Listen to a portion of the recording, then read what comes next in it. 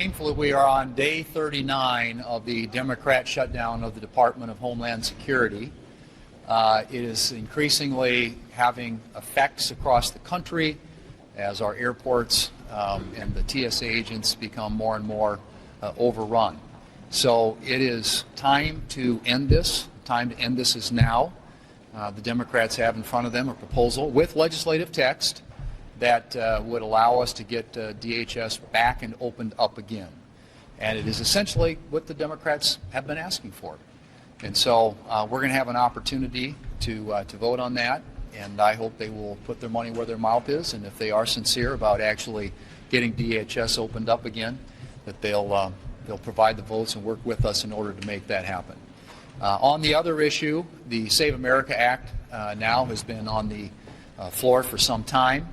And it is an issue on which, as we pointed out before, there is overwhelming public support among and across all kinds of demographic groups, age, political party, gender, you name it. Democrat, Republican, overwhelming support for the Save America Act. The Democrats said, Chuck Schumer said out here last week, that they support voter ID. Well, we're going to give them an opportunity to evidence that by putting it up for a vote. Later I'll be filing an amendment that would require photo ID, and we'll see what the Democrats do. What happened last week, as you all know, Senator Husted from Ohio offered a very straightforward voter ID amendment, which was blocked on the floor by the Democrats, and furthermore, wasn't just blocked, it was actually the Democrat, Senator Merkley from Oregon, offered a counter-proposal that specifically would ban voter ID across this country, and actually something that 36 states already have in place. So this is an issue on which there is broad agreement with the public, and obviously we're going to give the Democrats an opportunity to vote on that one particular issue, and that is whether or not people ought to have to show some form of identification when they go to vote. So that's the schedule for the balance of this week, and hopefully we'll have cooperation from Democrats to end the government shutdown. Mr. Leader, good afternoon. Thank you. Don't you risk alienating some of your base if you're unable to pass the Save America Act and the idea that this could go into budget reconciliation that everybody around here, including you, has indicated that that's very hard to do? Isn't that just kind of a wing and a prayer? I think the budget reconciliation, as I've said before, you have to have a reason to do it. And if we have reasons to do it, and we may, very well may, and I think there are a number of our colleagues in the Senate, we just came out of a luncheon where this was discussed, and I think there's a lot of support for a budget reconciliation bill. We have two legislative vehicles, as you know, available to us, so we could tee one of those up, and that's an option.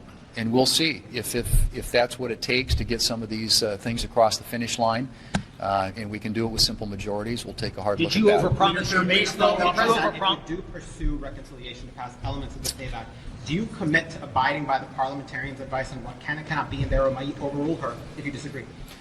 Well, we had, as you know, many conversations with the parliamentarian during the budget reconciliation bill that passed last summer, and I would expect that. That's an iterative process and a back and forth, sometimes trading back different ideas to see what works. But obviously the parliamentarian has a role to play in that process, and in the past we have respected it, and I would expect we would do that. Leader Thune. What is your level of optimism right now that this can be done by the end of the week? It depends. It's really in the hands of the Democrats. We're ready to move, and we believe that the legislative text is available. With consent, we could get on it, and we could do it today. The president rejected a plan similar to this over the weekend. Why did he change his mind now? Well, I think there are, obviously, maybe you can just say that my colleagues were more persuasive than I was. But I think the arguments have been made, and clearly that what we are doing here, and thanks to his work last summer and our work last summer, we pre-funded a lot of the ICE budget.